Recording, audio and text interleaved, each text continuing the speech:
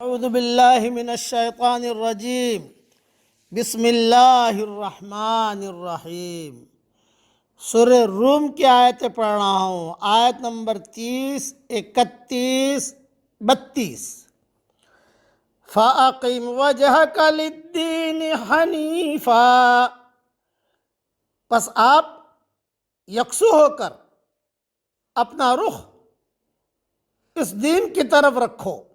فطرت اللہ التي فطر الناس علیہا، اللہ کی فطرت جس پر اس نے لوگوں کو بنایا ہے۔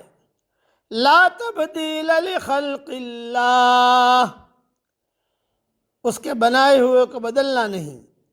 ذالک الدین القیم، یہی سیدھا دین ہے۔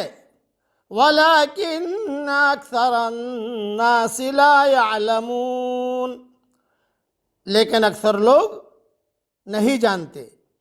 مُنِيبِينَ إِلَيْهِ وَاتَّقُوهُ وَأَقِيمُوا الصَّلَاةَ وَلَا تَكُونُوا مِنَ الْمُشْرِكِينَ، اسی کی طرف متوجہ ہو کر اور اسی سے ڈرو اور نماز قائم کرو اور مشرکین میں سے نہ بنو۔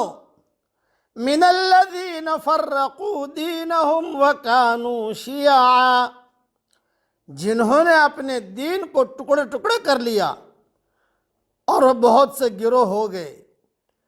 کل حزب بما لدیہم فرحون، ہر گروہ اپنے طریقے پر خوش ہے جو اس کے پاس ہے۔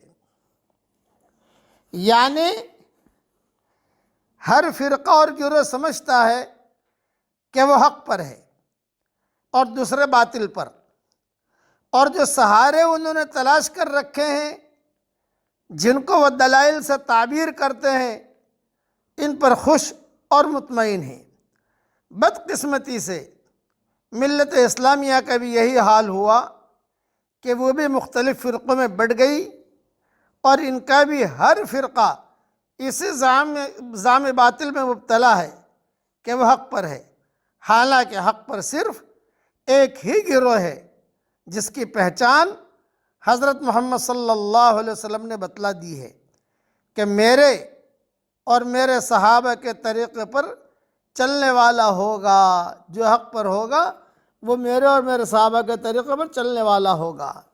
ہمیشہ یاد رکھنا، اصل دین ایک ہے اور وہ ہر پیغمبر پر اپنی کامل شکل میں اترا ہے۔ وہ ہے ایک اللہ کی طرف رجوع، ایک اللہ کا ڈر، ایک اللہ کی عبادت، ہماتن ایک اللہ کی طرف متوجہ ہو جانا، یہی دین فطرت ہے۔ یہ دین ابدی طور پر ہر انسان کی نفسیات میں سمویا ہوا ہے۔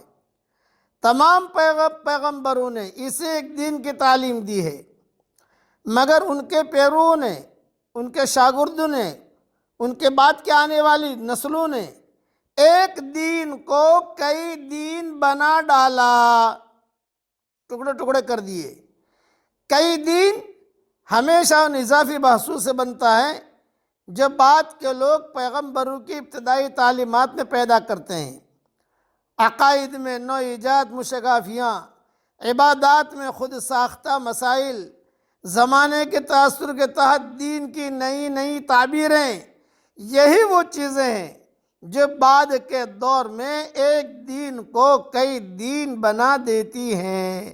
جب یہ اضافی وجود میں آتے ہیں تو لوگ اصل دین کے بجائے اپنے انہی اضافوں پر سب سے زیادہ زور دینے لگتے ہیں، جن کی بدولت وہ دوسرے گروہ سے جدا ہو کر الگ گروہ بنے ہیں۔ ایک گروہ ایک قسم کے اضافے پر زور دیتا ہے اور دوسرا گروہ دوسرے قسم کے اضافے پر زور دیتا ہے۔ اس طرح بالآخر یہ نوبت آتی ہے کہ ایک دین کو ماننے والے عملاً کئی دینی گروہ میں بٹ کر رہ جاتے ہیں۔